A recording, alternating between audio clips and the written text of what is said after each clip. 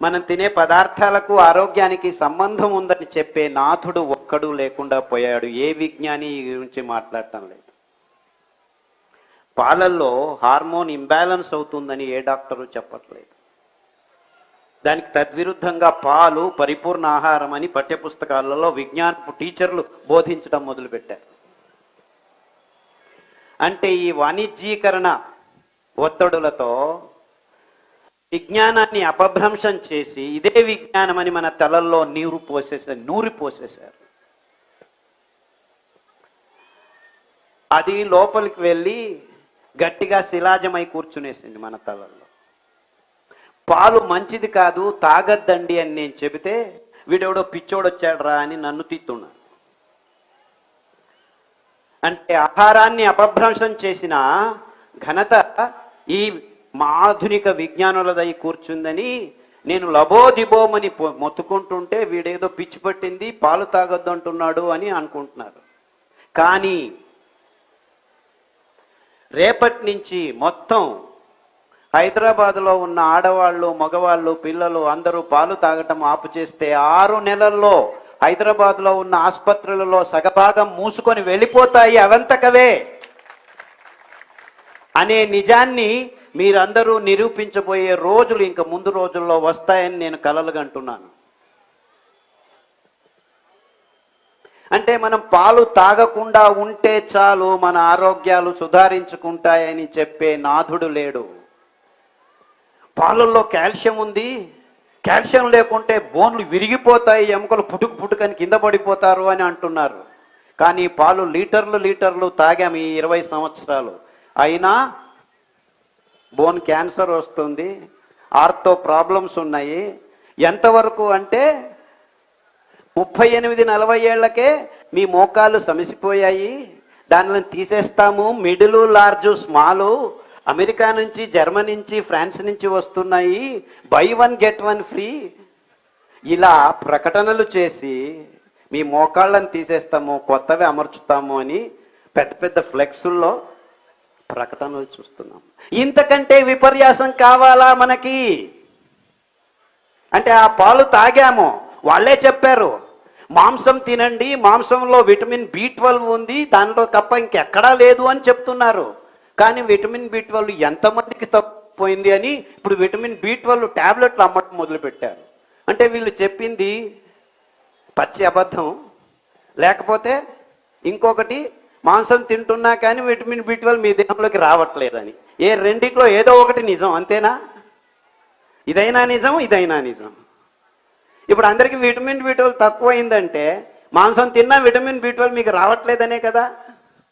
అంటే ఆహారం కృతకమైందనే కదా.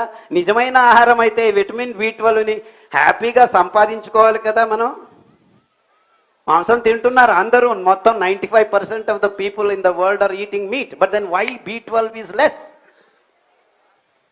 ఇలాంటి ప్రశ్నలు అడిగేదానికి మనకు ఆలోచన శక్తి లేకుండా పోయింది. ఎందుకంటే ఈ మాధ్యమాలు, ఈ పత్రికలు, ఈ టీవీలు ఒకదాని మీద ఒకటి పేరు పట్టుకొని హాట్ హూట్ అని రాయటం వల్ల ఓ విటమిన్ B12 మాంసంలో మాత్రమే ఉందట, ఆహా కాల్షియం పాలల్లోనే ఉందట.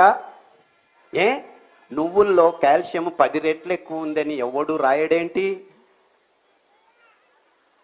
ఇలా ఫోన్ ప్రాబ్లం ఉన్న వాళ్ళకి వారానికి ఒకసారి నువ్వుల లడ్డు తినిపిస్తే ఇలా వంగిపోయిన ముసలావిడ 70 ఏళ్ళు ఆవిడ టక్కర్ తెలుసుకొని నడుస్తుంది ఇప్పుడు. అంటే నువ్వుల లడ్డు తినండి అని ఏ ఒక్క విజ్ఞాని చెప్పట్లేదు, ఏ ఒక్క డాక్టరు చెప్పట్లేదు. ఎందుకు? పాలు అమ్ముడు కావు. నువ్వులు తింటే ఆ మెట్ట భూముల్లో 4 వానలు వస్తే సాలుల్లో సామెలు కొర్రలు పెంచుకుంటుంటే నువ్వులు పెంచుతాయి. అవంతకవే 1 ఎకరానికి 2 క్వింటలు. ఆ క్వింటలు నువ్వులకి కేజీ 300 రూపాయలు, 400 రూపాయలు ఇస్తే ఆ రైతన్న బాగుపడతాడు అని ఏ ఒక్క విజ్ఞాని ఇంతవరకు ఆలోచించలేదే. ఎందుకంటే ఈ విజ్ఞానులందరూ ఈ బాక్స్లో కట్టివేయబడ్డారు. పాలు మంచిది, ఇది మంచిది, అది మంచిది, ఇది తినండి, అది తినండి అని చెప్తున్నారు. చివరికి పీచు పదార్థం లేకుండా ఆహారం తింటున్నావయ్యా అని మాలాంటి వాళ్ళు చెప్పడం మొదలు పెడితే అవునవునవును కినోవా ఉంది, టెఫ్ ఉంది, చెఫ్ ఉంది అని అదేదో ఎక్కడో పెంచిన పదార్థాలను తీసుకొచ్చి మళ్ళా మన తలల మీద రుద్దేదానికి న్యూట్రిషనిస్టులు అందరూ కట్టకట్టుకొని పేపర్ల మీద ఆదివారం ఆరోగ్యం అని చెప్పి రాయడం మొదలుపెట్టారు. అర్థమవుతుందా నేను చెప్పే విషయాలు? అంటే ఇవంతా వ్యవస్థితంగా ఈ బహురాష్ట్రీయ కంపెనీలు మన ఆరోగ్యాన్ని, ఆహారాన్ని, పదార్థాలని అన్నిటినీ కబలించేసి మేము చెప్పిందే ఇదే ఆహారం, ఇలాగే తినండి, ఇలాగే ఉండండి, మీకు రోగాలు వస్తుంటే నో ప్రాబ్లం, ఇక్కడ ఇంకొక వ్యవస్థను తయారు చేస్తాము, టాబ్లెట్లు తీసుకుంటూ ఉండండి. ఇది నిజమైన చిత్రణ, కటు సత్యము. అంటే ఇంత భయంకరమైన క్లిష్టమైన పరిస్థితుల్లో ఈ అంశాలన్నీ ఒకదానికొకటి అంటుకొని ఉన్నాయి. ఆహారం సపరేట్ కాదు, ఆరోగ్యం సపరేట్ కాదు, వ్యవసాయం సపరేట్ కాదు, రైతన్న సపరేట్ కాదు. 4 వానలు వస్తే నీళ్లను లేకుండానే కొర్రలు, అండుకొర్రలు, అరికలు, సామెలు, నువ్వులు, ఉలవలు ఇలాంటి అద్భుతమైన పదార్థాలని పెంచుకొని తింటూ ఉన్న రైతన్నలు కాదు కదా, కొండ చర్యల్లో పెరుగుతున్న ఆ ట్రైబల్స్ జనాంగాల ఆరోగ్యాన్ని కూడాను గబ్బులేపి ఈ 2 రూపాయలకు బియ్యం ఇస్తామని చెప్పి ఆ బియ్యాన్ని వాళ్లకు తినిపించి 130 మంది ట్రైబల్స్లోనూ డయాబెటీస్ రోగం తెచ్చిన ఘనత ఈ ఆధునిక విజ్ఞాన కృషి యుగానికి సంబంధించింది అని గట్టిగా పెద్ద పెద్ద గొంతుతో చెబుతూ ఉంటే అవునా అవునా అంటే మాకేదో రోగం వచ్చింది పర్వాలేదు, మల్టీ స్పెషాలిటీ హాస్పిటల్స్ వీధికి ఒకటి పుట్టుకొని పుట్టగొడుగుల్లాగా లేచొస్తున్నాయి. దాన్ని అలా జరుగుతున్న భయంకరమైన సత్యాన్ని డెసిఫర్ చేసుకోలేక మనమంతా రోగులమవుతున్నాము. వారం వారం రోగులు ఎక్కువ అవుతున్నారు నగరాల్లో అని ఎవరు చెప్పకపోతే ఏమి చేయాలో దిక్కుంటే అక్కడ ట్రైబల్స్ కూడా ఈ రోగం వస్తుందంటే ఇంకా మనం తింటున్న ఆహార పదార్థాలే దీనికి కారణమని ఎవరు చెప్పకుండా ఉంటే ఏమీ తెలియనట్టు మనమందరం ముక్కు మీద వేలేసుకొని ఈ డాక్టర్లు చెప్పేది, ఈ విజ్ఞానులు చెప్పేది వినుకుంటూ ఇంకా కోడిగుడ్లు తినండి, 2 నిమిషాల్లో నూడిల్స్ రెడీ చేసుకొని మీరంతా వంటగదుల్లో ఎందుకు కష్టపడుతున్నారు? చిచి వంట చేసే పనేనా? ఆడవాళ్ళు హౌస్ వైఫా ఆహా అని నీచంగా చూడటం మొదలుపెట్టిన ఈ కార్పొరేట్ వ్యవస్థ కల్చర్ని ఇంకా పైకి తీసుకెళ్ళి ఆడవాళ్ళని కించపరుచుకుంటూ ఈ అద్భుతమైన సిరిధాన్యాల్ని, అద్భుతమైన వైవిధ్యమైన పదార్థాలని ఎందుకో మా తాత ముత్తాతలు పెంచుతున్నారని ఆ మెట్టభూమి రైతులు 4 వానలు వస్తే ఇప్పటికీ అమాయకంగా పెంచుతూ ఉంటే దానిలను చూసి క్యారే అనే నాదుడు లేకుండా తయారవుతూ ఉంటే ఎక్కడ దొరుకుతుంది న్యాయం? అంటే ఇంత గందరగోళంలో మనమంతా ఇరుక్కుపోయాం. మీరు అనుకుంటున్నట్టు ఇది సపరేట్, అది సపరేట్, ఇది సపరేట్ ఏమీ లేదు ఇక్కడ. మీ ఆరోగ్యాలు చెడిపోయింది, ఈ ఔషధి కంపెనీలు బాగు ఉద్ధారం అవుతున్నది, మల్టీ స్పెషాలిటీ హాస్పిటల్స్ పుట్టగొడుగుల్లాగా పెరుక్కు వస్తున్నది. ఇవంతా ఒకటే, వేరు కాదు. అంటే మన మెట్టభూమి రైతన్నలు 60% ఉన్నారు మన దేశంలో అని ఒకవైపు పెద్దగా రాస్తూ ఉండేది. రైతన్న అని సినిమాల వాళ్ళు పాటలు పాడుతూ ఉండేది. సినిమాల వాళ్ళు పాటలు పాడితే ఏం జరగదు. ఆ రైతన్న పెంచిన నువ్వులకి, ఆ రైతన్న పెంచిన సామెలకి విలువ కట్టి కేజీకి 70 రూపాయలు, 80 రూపాయలు, 200 రూపాయలు ఇస్తే ఆ రైతన్న బతుకుతాడు. అంతవరకు ఏ రైతు బాగుపడడు.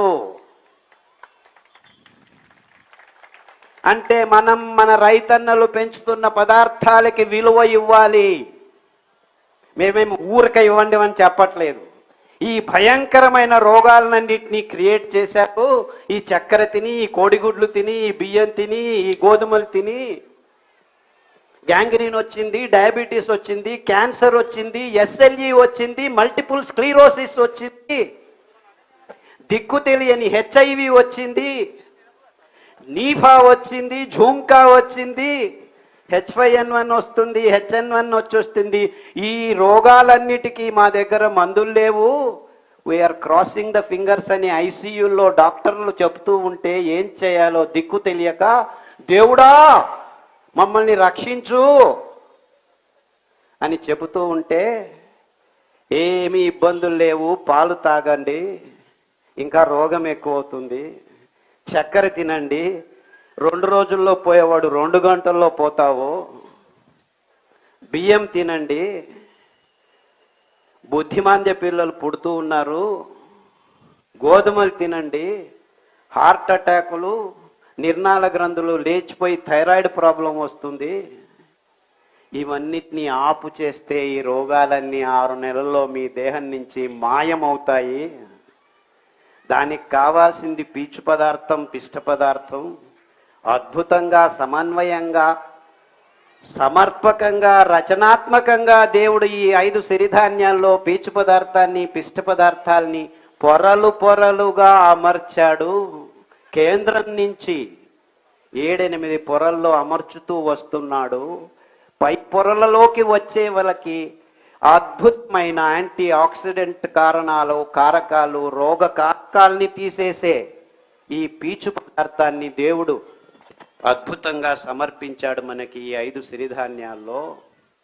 ఈ 5 సిరిధాన్యాల్ని మీరు మార్చి 2 రోజులు ఒకసారి తింటూ వస్తే ఈ క్యాన్సరు, ఈ ఎస్ఎల్ఈ, ఈ రుమటికారిజము, మీ మోకాళ్ళ సందులు, వాతాలు, ఇది అది, మైగ్రేన్లు, గ్యాంగ్రీన్లు, హెచ్ఐవిలు, ఐబిఎస్లు, ఎస్ఎల్ఈలు, కొల్లైటిస్, క్రాన్స్ డిసీజు, ఏమేమో పేర్లు, దిక్కు దేశాలేని పేర్లు పెట్టుకొని ఆధునిక మానవుడు సతమతం ఉంటే ఇంతే